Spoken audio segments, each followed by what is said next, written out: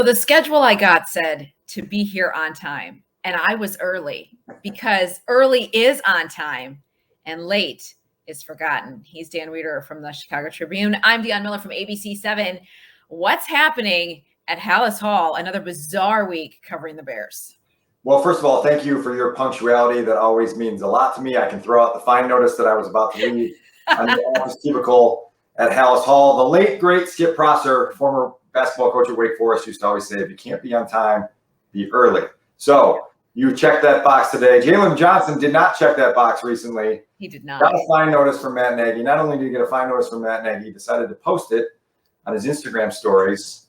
Little upset, later deleted it, but it's one of those moments in a team for a team that's 3-3 and sort of reeling a little bit that makes you scratch your head and say, what is the vibe inside that building and how do they get it to be in a little better place? Not exactly the week to get it in a better place when you're coming off a loss where your rival quarterback told you that he owns you, and the next guy waiting on the schedule is the guy with 7 Super Bowl rings.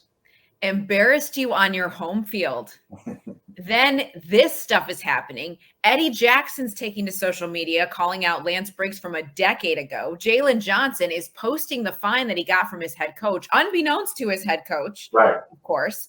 And you're sitting here knowing this team is 3-3, but it feels like 1-5, right? It feels like they're not. There was no vibe on Wednesday. There was no energy. We're not going to let something like that happen again in our building. We will not stand for that. We are going to push back. There was none of that in coming from Matt Nagy, who I'm starting to wonder can be a head coach without the play calling that he loves so much. Does he know how to be a head coach? And that's what I'm hoping we're going to start to see in the next couple of weeks. Boy, there's a lot at stake here, and I've sort of referred to this Sunday's game as one of those lever games, meaning that if you lose this game in embarrassing fashion, which is very possible, Buccaneers are almost 2 touchdown favorites going into the weekend. The lever could get pulled, and the bottom could drop out of your season just like that, right? It's one of these stretches on the schedule that has a chance to be very, very dangerous for the Bears, because if you fall, and you fall in dramatic fashion, and you're now sort of back in the same place that you've been in the last few years, the trust inside the building diminishes greatly. You know, Matt Nagy used the "we don't point fingers" card in 2019. He used it again in 2020. If he tries to use it in 2021, there's going to be eye rolls from you, from me, from 48 plus guys inside that locker room that say this isn't about not pointing fingers. This is about trying to find ways to win football games. The Bears are who we thought they were, right? We said really since August that this was going to be a team that hovers around 500. Guess what? They're right at 500. They're 3-3 again. And so what do you do to squeeze meaning out of the season? A lot of it goes back to trying to develop Justin Fields, but in the short term, you seem to have these frayed nerves. And you and I talked about this last week, coming out of that 15-day stretch from Cleveland to Detroit to Las Vegas. It just felt like they used a lot of emotional fuel. Yeah. And so my question was, how do you get that back? And Matt Nagy talked about it last Friday, so there's a lot of things you have to do to keep a pulse on that. I'm just worried that their emotional fuel tank is low at a stretch where they need it to be high. And again, you're going in to play Tom Brady, who has had a long week to prepare, who certainly remembers last season's loss at Soldier Field, who certainly remembers that he forgot what down it was. Right. And so now you've got this whole sort of perfect storm of colliding dynamics that set you up to get blown out on Sunday. Then what? Then what? And then what? Exactly. And it almost feels like they've resolved themselves to knowing that that's what's going to happen. And I hate to even say that before, like 3 days before they're even going to kick the ball, but it's like what we felt was it was this mutual respect for Aaron Rodgers and Tom Brady, as opposed to like he came in your building and embarrassed you in that moment and then made jokes about it. And then Brady joked about it. Like the Bears are the butt of these jokes. That cannot feel good inside Halas Hall. Well, let's talk about that for 1 second, because Tom Brady is as measured and calculated with his words as any human being that's ever played football in the National Football League. He has even admitted that he doesn't say things that he wants to say because he has to be very careful with what he says. So for him to go on his radio show with Jim Gray this week and go out of his way, poke fun at this week's opponent. It's not like Tom Brady doesn't know that he's playing the Bears on the next week on the schedule. That was a warning, in my opinion, the Bears, that he's basically heckling them before the game begins, say, hey, come on down to the pirate ship. Let's see what you got in store for this week. And that, to me, was extremely notable, not just a wisecrack from Tom Brady, but obviously a knowing, calculated wisecrack that is almost a bring it on gesture because he knows what he's got in his arsenal. And again, I go back to this whole thing. You and I have joked off the air about this. Tom Brady remembers this as much as any Bears fan in Chicago remembers it. And he's enough. I wrote this in the article that I've got up on ChicagoTribune.com right now. He's enough of a competitive psychopath that he may try to throw 4 touchdown passes before halftime just so he can do that. Just so he can do that. 1,000%. That is brilliant. I also told you the biggest power move he could make is winning that game by 15 to 20 points on Sunday, and then going to chase down third-string quarterback Nick Foles to give him the handshake that he didn't give him a year ago at Soldier Field. Right? I love it. Competitive psychopath. That is what he's going to do. Right.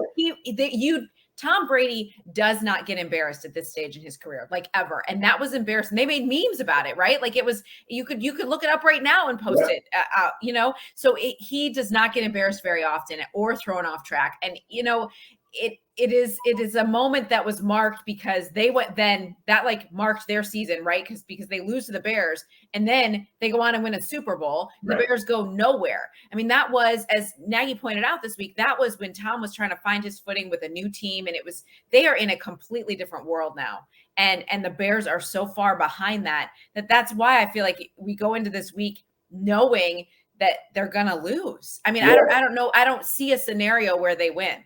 I can't find anybody that's going to project a Bears upset in this game. And people say, look, they got the best of Tom Brady last year.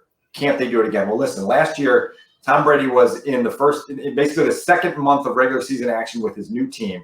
He was playing on the road on a Thursday night, on a short week, very little time to prepare. He was without Chris Godwin, Mike Evans, O.J. Howard, Leonard Fournette, LaShawn McCoy, right? The comparisons between last year and this year don't even register, right? This Bucs offense is rolling right now. And maybe that's the portion of the program where I give you the numbers that you always like to hear from the numbers. Please do. I know some of them, but go ahead. An excerpt from my story on ChicagoTribune.com. So if you haven't read that, check it out. But Tom Brady can lose count because it's easy to lose count when you're Tom Brady. Since the Bears last won a playoff game way back in January 2011, how many playoff wins do you think Tom Brady has since the Bears last won one playoff game? 12. 20 playoff wins and four Super Bowl championships. Oh, since the Bears last won one playoff game. Since the Bears last won one playoff game. Let me give you another number. Tom Brady, 12,449 passing yards and 83 touchdowns in the playoffs in his career. In the playoffs alone, if you took those and put those into Bears history, all-time passing leaders, Tom Brady's postseason numbers would rank third behind only Jay Cutler and Sid Luckman. Okay? Wow. So this is what we're dealing with. Another one. The Bears have never had a 4,000-yard passer. Well, Tom Brady's passed that mark 12 times. The Bears have never had anyone throw more than 29 touchdowns. Tom Brady has had at least 29 touchdowns 8 times. This year, he's on pace for 48.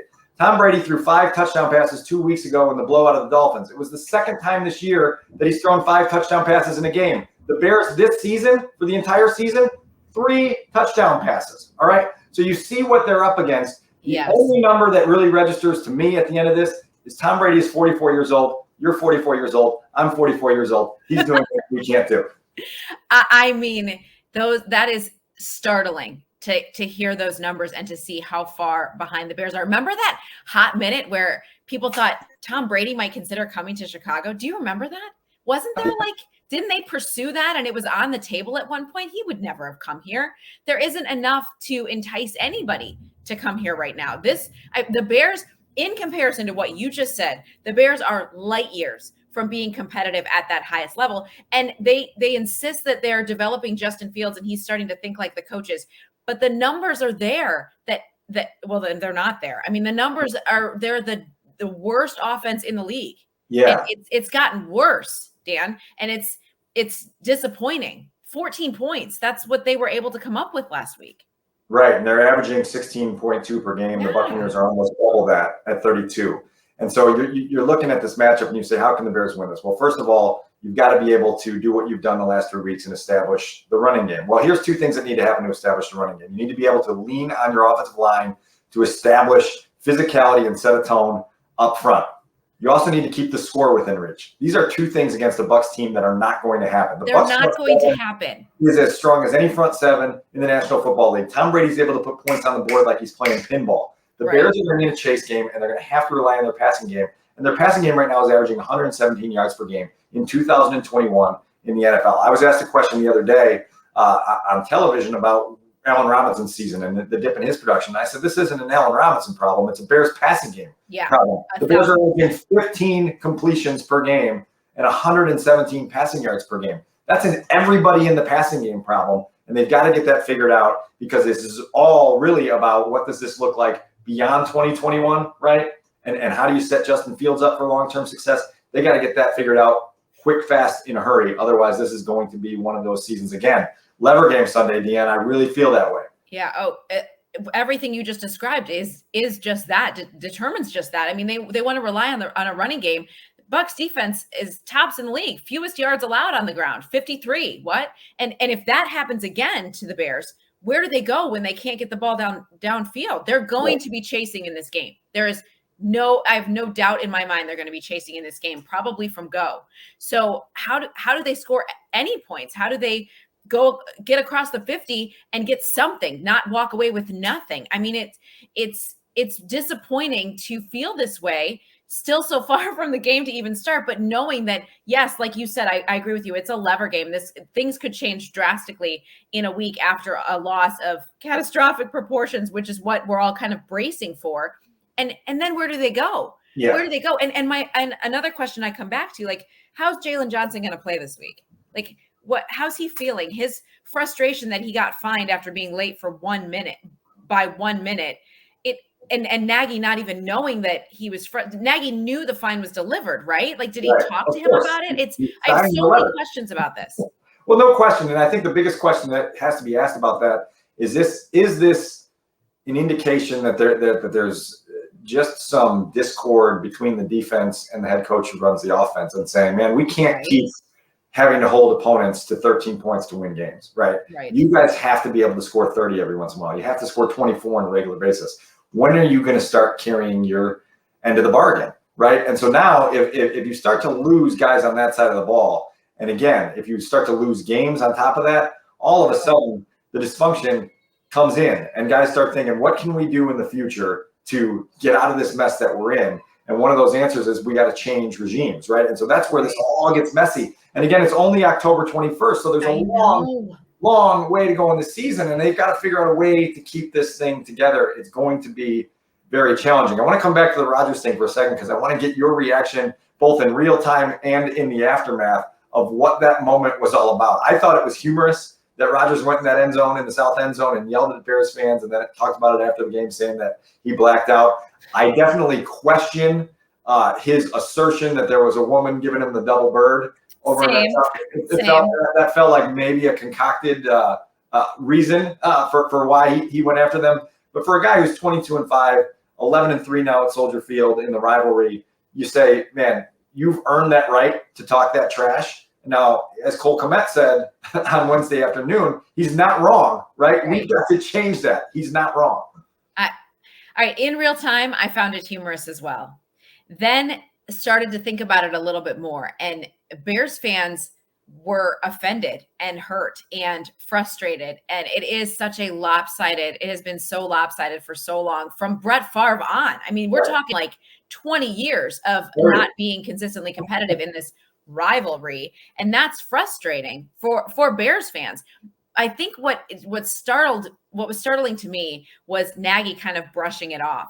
Whereas I feel like people will remember that will be the I own you game for eternity, right? Oh, yeah. Like, we'll always come back to that moment and feel like that's when the beginning of the end for the Nagy era?